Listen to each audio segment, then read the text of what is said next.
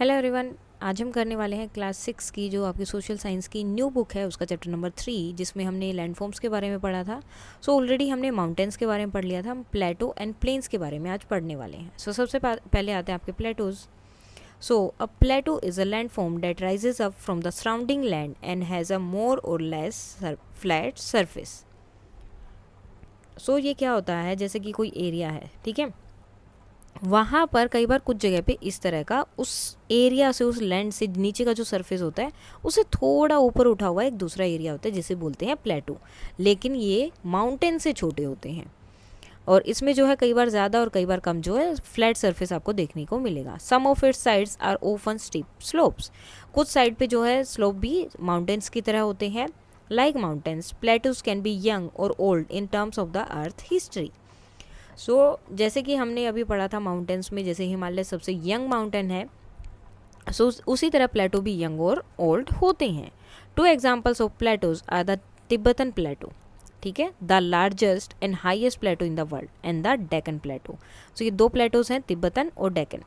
The highest of plateau can vary the height of the plateaus can vary from a few hundred metres to several thousand metres. तो मतलब उनकी height जो है कई बार 100 metres में हो सकती है और कई बार जो है 1000 मीटर्स तक जा सकती है। Now the Tibetan plateau has an average altitude of 4500 metre which explain why it has been nicknamed the roof of the world. Tibetan plateau को क्या बोला जाता है? Roof of the world, because इसकी हाइट कितनी है? 4500 metre. From east to west, it is nearly 2500 kilometre long. The distance from Chandigarh to Kanyakumari, अगर हम इंडिया में लेके चले तो चंडीगढ़ से कन्याकुमारी तक का जितना डिस्टेंस है उतना ही इसका डिस्टेंस भी है।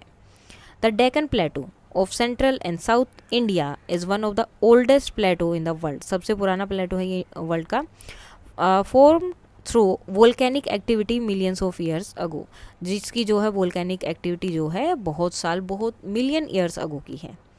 Like mountains, plateaus are rich in mineral deposit. इसमें बहुत सारे मिनरल्स आपको मिलते हैं। They have been called store house of minerals. इन्हें क्या बोला जाता है? स्टोर हाउस बोला जाता है मिनरल का। As a result, mining is a major activity on plateaus. तो माइनिंग बहुत ज़्यादा की जाती है प्लेटोज पर। Where many of the world largest mines are found, और दुनिया की जो सबसे बड़ी माइंस है वो कहाँ मिलती हैं? For example, the east African plateau is famous for gold and diamond mining. तो अफ्रीकन जो प्लेटो है वहाँ पर माइनिंग किसकी की जाती है? गोल्ड एंड डायमंड के लिए। In India, huge reserve of iron, coal and manganese are found in Chota Nagpur प्लेटो। तो छोटा नागपुर में ये सारी चीज़ें मिलती हैं इंडिया में। The plateaus environment is very diverse across the world. Plateau का जो एनवायरनमेंट भी है वो भी बहुत अलग मिलेगा। जहाँ जहाँ पे आप जाएंगे वर्ल्ड में, दुनिया में, उसके अकॉर्डिंग चेंज होता रहता है। Many Plato's have a rocky soil which makes them less fertile than plains. तो ये जो हम नेक्स्ट सेक्शन में देखने वाले हैं। फर्टाइल्स जो उनकी मिट्टी होती है, रोकी सॉइल होती है, तो इसलिए वो ज़्यादा वहाँ पर आप फसल वगैरह एग्रीकल्चर नहीं कर सकते हैं। And therefore less favourable to farming. तो फार्मिंग नहीं हो पाएगी क्योंकि उनकी सोइल जो उतनी फर्टाइल नहीं है। फर्टाइल का मतलब क्या है? फर्टाइल का मतलब है कि किसी मिट्टी में उतने मिनरल्स होना, न्यूट्रिएंट्स होना, जिसके लिए कोई भी आप क्रॉप वहाँ पे उगा सके या कोई भी प्लांट्स वहाँ पर ग्रो कर सके। An exception is that of lava plateau. लेकिन इसका एक एक्सेप्शन है। कौन सा? लावा प्लेटो है, जो कैसे फॉर्म होता है? वोल्केनिक एक्टिविटी से। As they often have a rich black soil. जो लावा प्लेटोज होते हैं उनमें कैसी सोइल होती है? ब्लैक सोइल होती है। ब्लैक सोइल जो है बहुत जो है फर्टाइल होती है। Plateaus are also home for many spectacular waterfalls. बहुत सारे वाटरफॉल्स भी आपको वहाँ देखने को मिलेंगे। जैसे ये देखो, बहुत सारे आपको जो है वाटरफॉल वहाँ मिलेंगे। The Victoria fall on the Zambezi river in southern Africa. तो सदर्न अफ्रीका में विक्टोरिया फॉल है रिवर के पास में। And the Hundru falls on the Subarnarekha river in the Chota Nagpur plateau and the Jog falls on the Sharavati river in the western Ghats are a few such waterfalls. तो यहाँ पर कुछ फॉल्स के नाम बताए हैं। The Nohkalikai falls drop down 340 metres from the Cherrapunji plateau in the Meghalaya. तो चेरापूंजी प्लेटो जो है वो 340 मीटर नीचे आके गिरता है। अब ये जो कौन सा है वही है जो चिरापुंजी वाला प्लेटो था। यहाँ देखो, यहाँ से ये 340 मीटर्स नीचे गिरता है। नाउ अब आते हैं प्लेन्स। सी लेवल हमने पढ़ा था, the average level of the surface of the ocean also called mean sea level. So surface जो है ओशियन का वो जहाँ पर होता है, एवरेज लेवल जो होता है सरफेस सी का, उसे हम बोलते हैं। Now plains, plains are land forms that have an extensive flat or gently undulating surface. They do not have any large hills और deep valleys. तो इनमें hills valleys नहीं होती, इनका बिल्कुल flat surface आपको देखने को मिलेगा। They are generally not more than 300 meters above sea level. ये mostly क्या होता है, 300 मीटर के अंदर अंदर जो है ये रहते हैं। सी लेवल से ये सिर्फ इतना ही ऊंचे होते हैं, उससे ज़्यादा ऊंचा नहीं होते हैं। Flood plains are one type of plains formed by rivers originating in mountains range. So mountain range में जो originate हुए हैं ये, और इन्हें क्या बोलते हैं, फ्लड प्लेन्स बोलते हैं। Where they collect particles of rocks, sand and silt called sediments. So यहाँ पर जो है, अब देखो फ्लड से अगर ये जनरेट हुए हैं या ओरिजिनेट हुए हैं तो ये क्या होगा, इन पे पार्टिकल्स बहुत ज़्यादा मिलेंगे, मिट्टी के, रॉक के, सिल्ट के, जिन्हें हम बोलते हैं sediments. These sediments are carried all the way to the plains. ये क्या होते हैं, सारे प्लेन्स पे आगे कैरी किए जाते हैं। Where the river deposit them, धीरे धीरे रिवर जो है उनको, जैसे जैसे उसका फ्लो कम होता रहेगा वहाँ पे आसपास वो उनको डिपोजिट करती जाती है, इनकी छोड़ती जाती है। As a result these plains are identical for growing crops of all kinds and agriculture is a major economic occupation in the land forms. तो ये क्या होते हैं, जैसे जैसे नदी जाएगी वहाँ पर ये इन सारी चीज़ों को छोड़ते मिलेंगे, जिसकी वजह से वहाँ की जो आसपास की मिट्टी होती है वो क्या हो जाती है, बहुत फर्टाइल हो जाती है। सो इन एरियाज़ में एग्रीकल्चर जो है एक मेजर इकोनॉमिक ऑक्यूपेशन होता है। Plains also support a variety of flora and fauna, और प्लेन्स पर आपको बहुत टाइप की फ्लोरा एंड फोना भी देखने को मिलेंगे। Now this world map shows a few major mountain range, plateaus and plains. So अब इस मैप पे आप देखेंगे कि बहुत सारे जो हैं प्लेटू और प्लेन्स और माउंटेन रेंज आपको देखने को मिलेगी। जैसे ये माउंटेन रेंज होगी हिमालय की, इंडस हो गया। यहाँ पर देखो ये ईस्ट ऑफ अमेरिका, यहाँ पर इन्होंने बोला है ये जो ग्रीन वाला है ये रिवर है, ये वाले आपके प्लेटूज हैं सारे, और ये कलर में माउंटेन रेंज है। सो ये वाला माउंटेन रेंज हो गया, ये भी माउंटेन रेंज है, ये माउंटेन रेंज हो गया, और ये छोटा सा क्या है, प्लेटो है। तो आप यहाँ से पता कर सकते हैं कि कौन से प्लेटो हैं, कौन सी रिवर्स और कौन से माउंटेन रेंज है। So use the colour code in figure 3.8 में कलर कोड दिया है आपको ये वाला, to add a land form of each name. हर एक लैंड फॉर्म के लिए इन्होंने एक कलर कोड यहाँ पर दिया है। फॉर इंस्टेंस जैसे तिब्बतन प्लेटो, रोकी रेंज एंड नील प्लेन्स। अब यहाँ पर देखो तिब्बतन प्लेटो क्या है हमारा, यहाँ पर है, इसके लिए इन्होंने ये वाला दे दिया है। देन रोकी रेंज ये वाला रहा, तो यहाँ पर ये किसके बारे में बात कर रहे हैं, माउंटेन रेंज के बारे में बात हो रही है।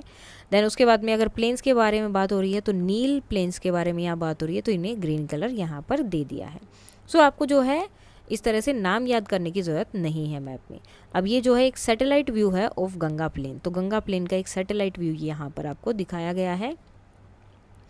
Now the picture in the figure 3.9 has been taken from a satellite. It capture a portion of North India from a high altitude, यानी कि बहुत ऊंचाई से ली गई है। Observe and discuss the image as a class activity. Which color is the Ganga plain? तो Ganga plane का colour आपको यहाँ पर कैसा दिखाई दे रहा है, तो कैसा है, green. What does the white expanse represent? तो वो किसके लिए है, स्नो के लिए है।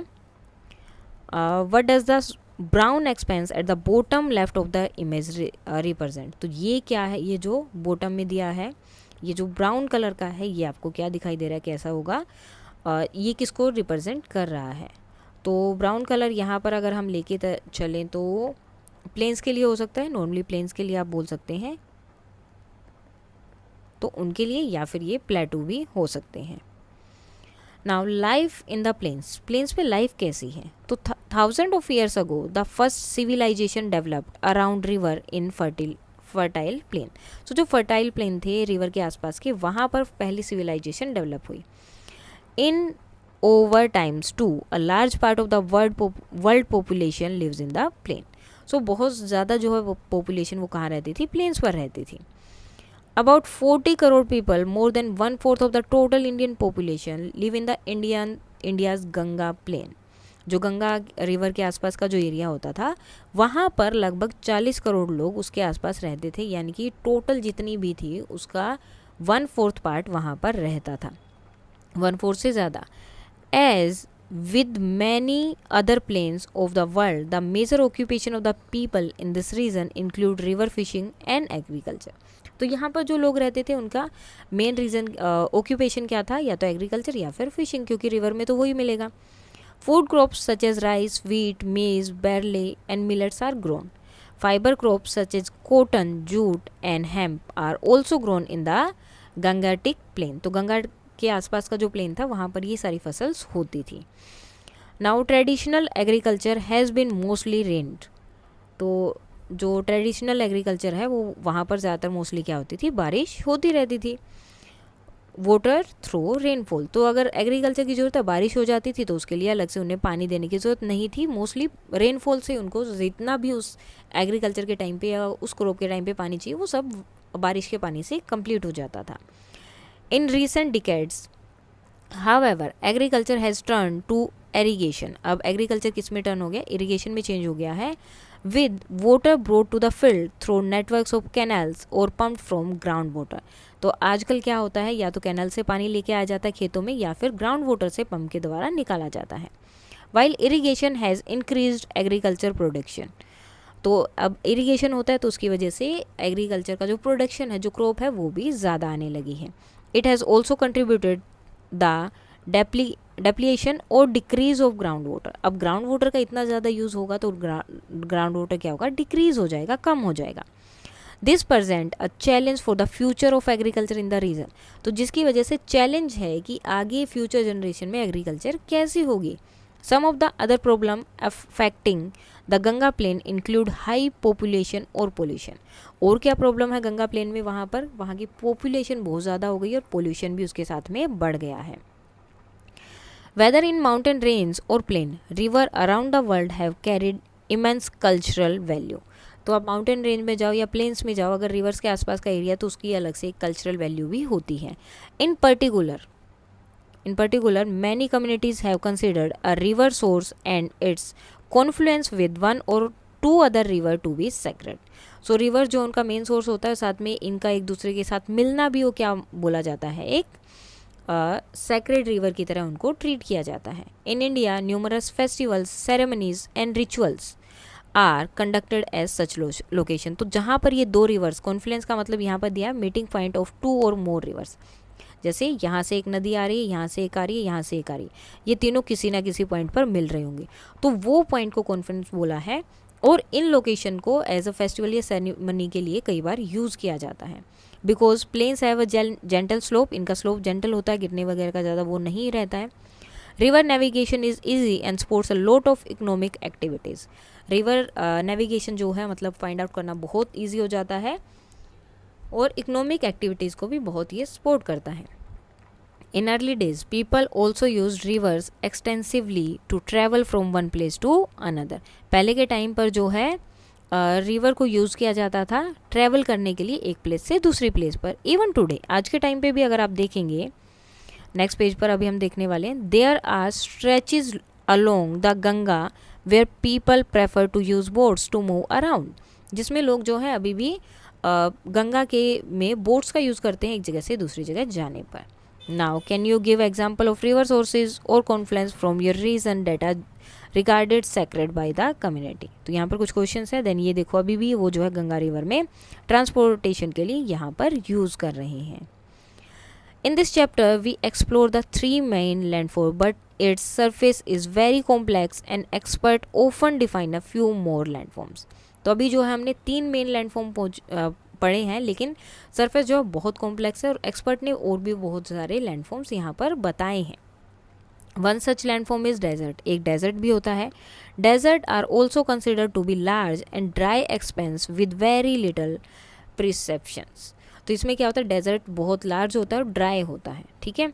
Their flora and fauna are also unique, तो वहाँ पर जो आपको प्लांट्स एनिमल मिलेंगे वो अलग तरह के होते हैं। Some deserts are hot like the Sahara desert in Africa and the Thar desert in the north west of the Indian सब कंटिनेंट।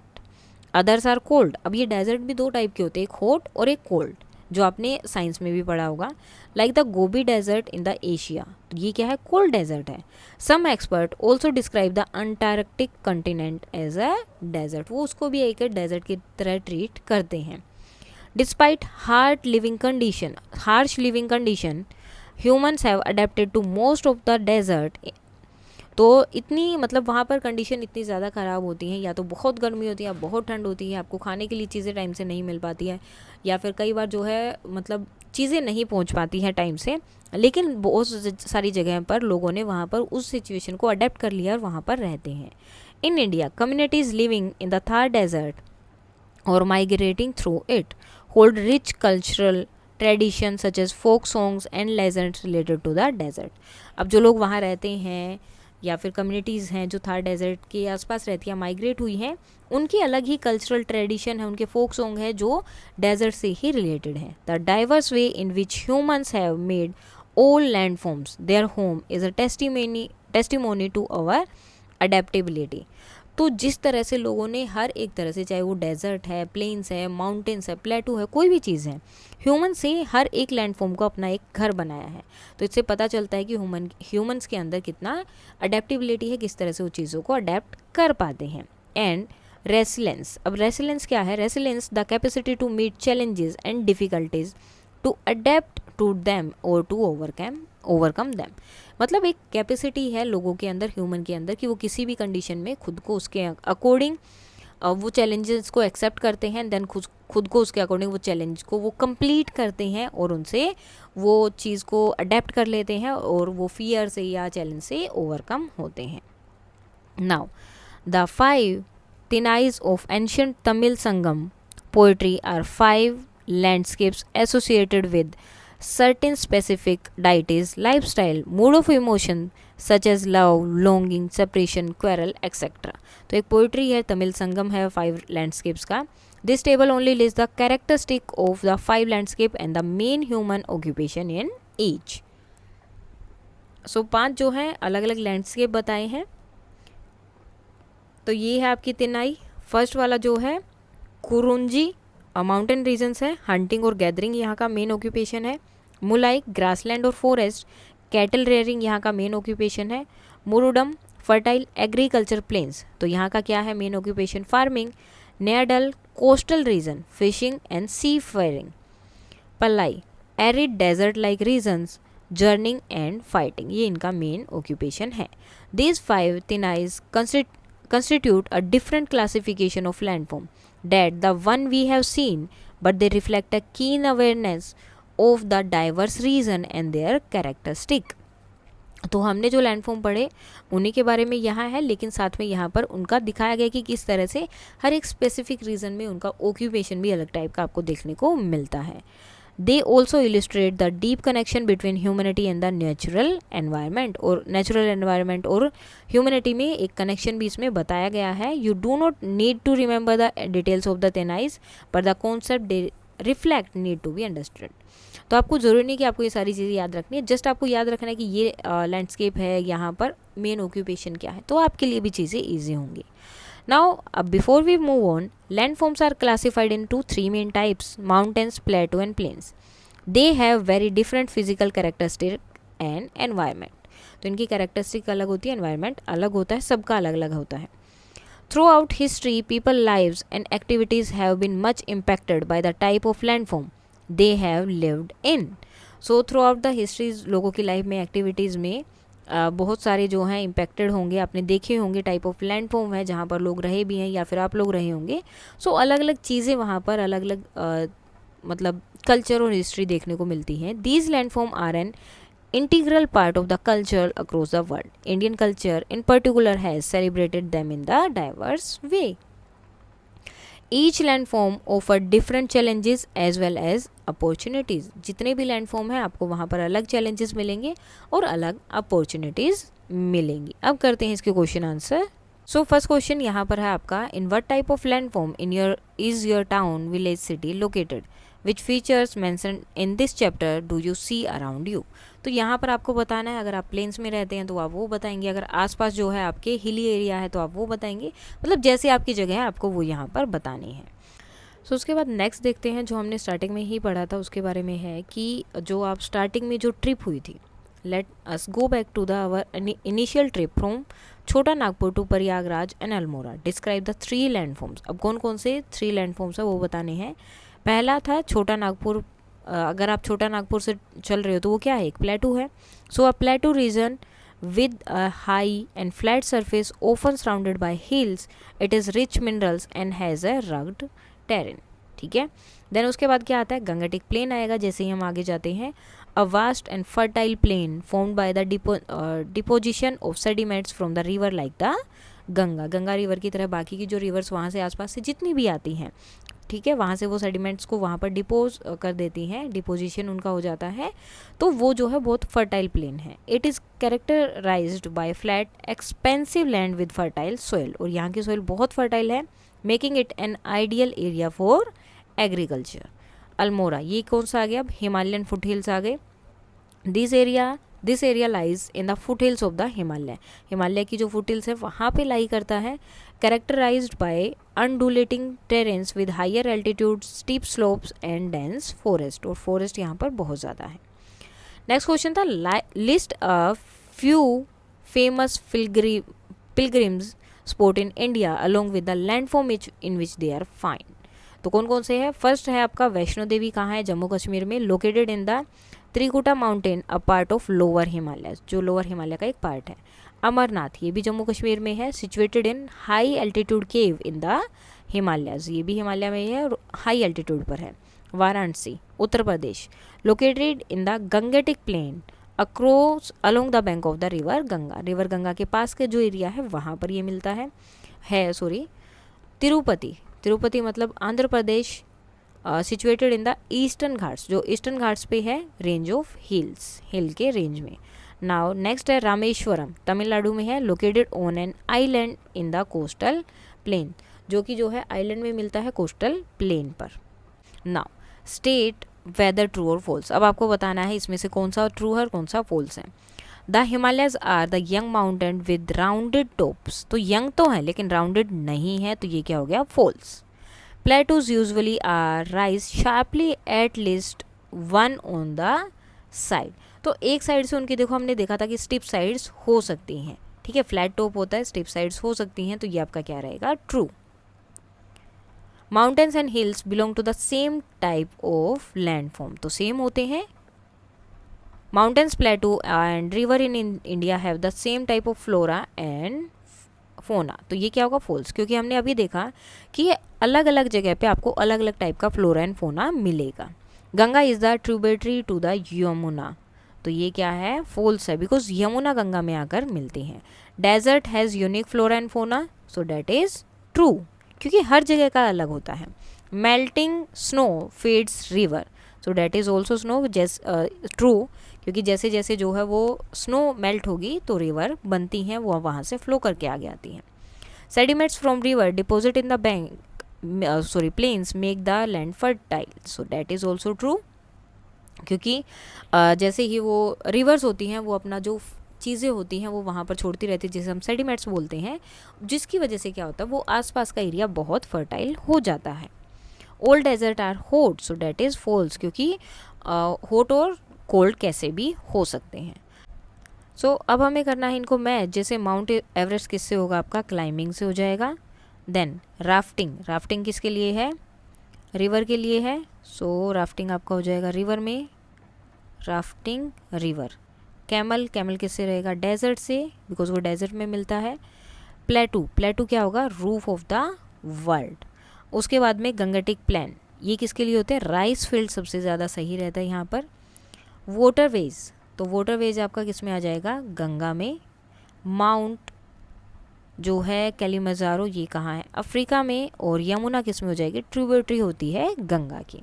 सो इस तरह से आप इनको कर सकते हैं मैच। अब इसके कुछ एक्स्ट्रा क्वेश्चन आंसर है वो भी हम साथ में कर लेते हैं। अब इससे रिलेटेड कुछ एक्स्ट्रा क्वेश्चन आंसर है वो भी हम कर लेते हैं। फर्स्ट क्वेश्चन है, व्हाट इज एल्टीट्यूड, एल्टीट्यूड क्या है। So altitude is the height of a place above sea level, sea level से किसी प्लेस की कितनी हाइट है उसे हम बोलते हैं altitude. The higher the altitude, जितना एल्टीट्यूड हाई होता जाएगा, द कूलर द टेम्परेचर, उतना ठंडा टेम्परेचर होता जाएगा। Tends to be, and mountains for example have higher altitude than plains. Mountains का एल्टीट्यूड जो है प्लेन्स से ज़्यादा होता है।